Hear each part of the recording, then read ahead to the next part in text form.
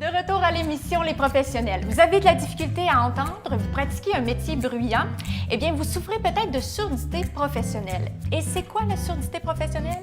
On va en parler aujourd'hui avec notre audioprothésiste Sébastien Lantier et Madame Élise Boucher-Doddridge, audiologiste. Bienvenue.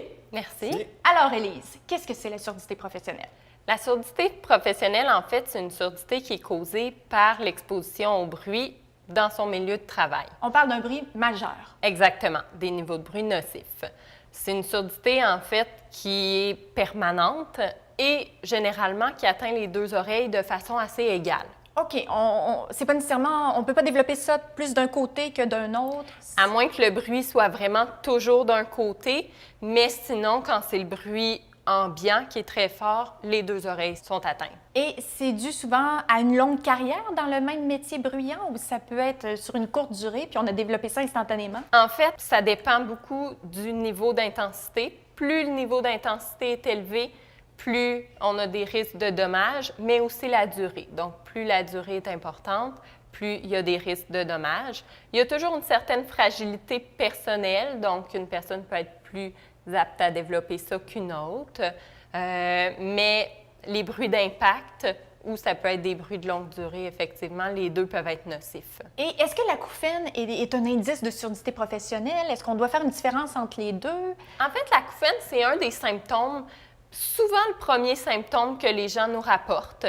Donc, ils vont me dire, ils vont venir dans nos bureaux principalement parce que j'ai les oreilles qui cillent, j'ai les oreilles qui bourdonnent. Et puis, finalement, on fait le test. Puis, effectivement, il y a une surdité aussi, pas juste l'acouphène. Et peut-être pour des gens là, qui se reconnaîtraient à la maison, est-ce qu'on peut nommer des types de métiers qui sont particulièrement bruyants où on devrait peut-être avoir une petite clochette qui sonne? Travail en usine, camionneur, mécanicien, même policier, tous les métiers sur la construction qui ont des outils qui sont vraiment très forts. Et quand on pense travail, dans ces cas-là, M. Lantier, est-ce que la CSST peut nous aider? Énormément. Surtout le programme de la CSST est un excellent programme pour les travailleurs. Dans le fond, ils vont défrayer pour que ce soit pour les appareils auditifs, que ce soit les tests auditifs effectués par Élise, tous les produits d'entretien, les piles qui fonctionnent avec les appareils, tout est pris en charge par la CSST. Donc, c'est pour ça que je vous dis que c'est un excellent programme pour les travailleurs. Ça devient presque un partenaire, finalement, la CSST dans ces cas-ci. Tout à fait. Et comment ça se déroule, une ouverture de dossier? Ce qui est important de savoir pour les travailleurs, c'est que ça peut être fait, même s'ils sont maintenant à la retraite, depuis même plusieurs années. Ça peut être fait également, même si l'entreprise n'existe plus, même s'ils n'ont jamais porté de bouchon. Tout ça, on peut quand même faire une demande à la CSST. L'important, c'est d'avoir cotisé à la CSST durant l'emploi et effectivement d'avoir une surdité compatible avec l'histoire d'exposition au bruit. Bien là, ça devient intéressant. Là. Il y a des gens à la maison qui doivent se dire « Ah, moi, je n'étais pas éligible, là, je suis retraité » ou justement, moi, j'ai perdu mon travail parce que tout a fermé. C'est assez simple. La première étape à faire, c'est de faire une évaluation de l'audition. Donc, dans les cliniques Loeb, les audiologistes comme Élise vont effectuer tout le travail d'évaluation auditive, mais on va enclencher toutes les démarches aussi avec la CSST pour faire l'ouverture de dossier. C'est ça. Donc, c'est l'audiologiste vraiment qui s'occupe d'accompagner le patient tout au long des démarches, de le diriger en ORL au besoin, de remplir les documents nécessaires. Donc, on fait tout ça avec le patient. On est là aussi pour répondre à ses questions. Donc, je vous dirais, c'est pas vraiment compliqué. L'important, c'est vraiment de nous téléphoner, prendre rendez-vous en audiologie et puis le travailleur va vraiment être guidé là, tout au long des démarches. Et une fois que le test d'audition est fait avec Élise, on y va en audioprothèse, on va aller choisir les bons appareils par rapport au niveau de perte auditive de la personne. Souvent, les travailleurs qui ont travaillé dans le bruit, qui ont des pertes auditives, sont souvent dans les aigus. Donc, c'est vraiment les sons aigus qui sont affectés, comparativement aux sons graves qui sont généralement assez bons.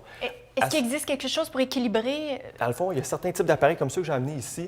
C'est des appareils qui vont être spécialisés plus pour ce genre de perte auditive-là. Donc, on va aller chercher vraiment les sons qui sont plus affectés par un appareil qui va se placer derrière l'oreille. Puis la partie qui rentre à l'intérieur du conduit auditif, c'est cette petite partie-là ici. Donc, le but d'avoir une petite partie qui rentre dans l'oreille, c'est de garder le conduit auditif ouvert pour qu'il y ait le plus de ventilation possible, faire en sorte que les sons graves puissent passer de façon plus naturelle dans l'oreille.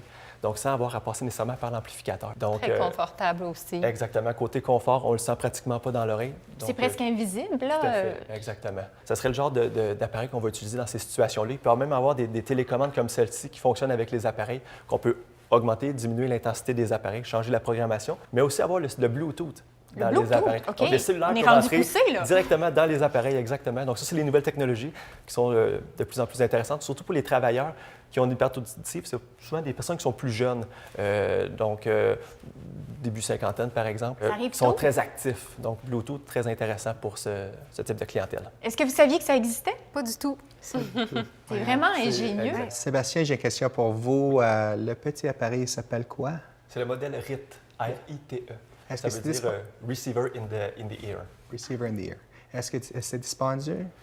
En fait, avec la CSST, l'appareil est complètement pris en charge. Donc, il n'y a aucun frais pour le patient à ce moment-là. Mais si je suis juste une Un consommateur consommateur privé, par exemple, là, à ce moment-là, le prix peut varier énormément selon la qualité qu'on veut avoir. C'est-à-dire que dans les appareils auditifs, comme dans bien des choses, probablement dans les lunettes également, on peut avoir des appareils plus bas de gamme ou des appareils plus haut de gamme à ce moment-là.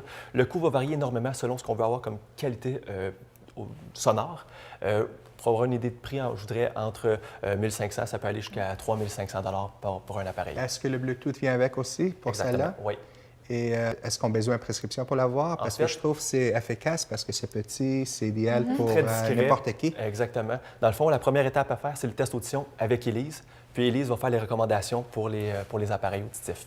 Moi aussi, pardonnez-moi, j'aurais une question pour Élise. Le délai pour avoir justement ces appareils? Je vous dirais que le délai, premièrement, pour une ouverture de dossier à la CSST, ça peut aller entre, j'ai déjà vu quelques mois, 3 mois, jusqu'à peut-être même 1 an avant vraiment d'avoir des nouvelles. Ça varie d'une région à l'autre. Et puis, si on veut avoir les appareils justement pris en charge avec la CSST, il faut d'abord faire la demande. Mais ensuite, lorsque la demande est acceptée, tout ça, ou que le travailleur est prêt, le choix de l'appareil est fait, il y a à peu près un délai de 2 semaines pour la commande. C'est très assez rapide. rapide. Des embouts sur mesure, ça peut se faire également pour ces gens. Dans le fond, les travailleurs, ce qu'on veut aussi, c'est avoir une protection. Là, il y a des gens que le mal est fait, comme on dit, qui ont besoin d'appareils, mais les plus jeunes ou les personnes qui sont capables de se protéger pour éviter de se rendre là ou de retarder le processus, du moins. Justement, oui, c'est ça. Qu'est-ce qu'on fait pour prévenir? On fait des embouts sur mesure pour protéger les oreilles. Donc ça, c'est une des solutions. Donc un peu comme les bouchons qu'on a ici, ce qu'on veut faire, c'est vraiment empêcher le bruit de rentrer avec un fort impact sur le tympan. On va faire des bouchons sur mesure pour avoir le maximum de protection. On va avoir des bouchons plus spécialisés, c'est-à-dire, exemple, on a un contremaître qui doit parler à ses gars sur le chantier. Il peut avoir des bouchons avec un filtre à l'intérieur qui va filtrer la parole, qu'on va pouvoir comprendre ce que la personne dit, mais couper les bruits. Donc, plus pratique pour ce type de personnes-là. Au lieu d'avoir à enlever leur bouchon, parler, remettre le bouchon, quand une fois qu'on enlève le bouchon, le mal est fait, le bruit entre. Donc, c'est pour éviter justement d'avoir à enlever les bouchons. Il peut y avoir d'autres systèmes aussi en milieu bruyant. Je dirais qu'un des avantages des bouchons moulés, c'est le fait que justement, comme c'est moulé vraiment à l'oreille, le placement est toujours bon. Tandis que les petits bouchons qu'on voit un peu dans les... Oui, ou les gros écouteurs, peut-être? Les écouteurs font bien s'ils sont bien mis, donc bien serrés. Souvent, ce qu'on voit comme les casques comme ça, c'est que les gens en mettent un, mais en enlèvent un pour entendre la parole. Dans ce temps-là, c'est pas efficace. C'est pas efficace du tout.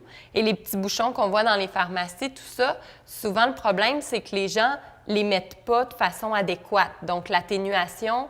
ça ne coupe pas le bruit que c'est supposé, donc c'est pas efficace. Dans le fond, ces petits ça, bouchons-là qu'on l'avantage. écrase, qu'on met dans le fond de l'oreille, il faut vraiment le mettre très, très, très C'est profond. ça, faut Souvent, vraiment- les gens ne sont pas capables de se rendre à l'endroit optimal à ce moment-là. Ce qu'il faut retenir, c'est qu'il existe vraiment une variété d'objets pour leur venir en aide, même technologiques, Oui, tout à qu'on peut fait. obtenir un rendez-vous très, très rapidement avec les gens de chez Love et que vous allez être là pour leur expliquer justement comment l'installer et bien le porter Tout à fait. pour que ce soit efficace. Merci beaucoup. Ça fait Très plaisir. intéressant Ça fait encore une plaisir. fois.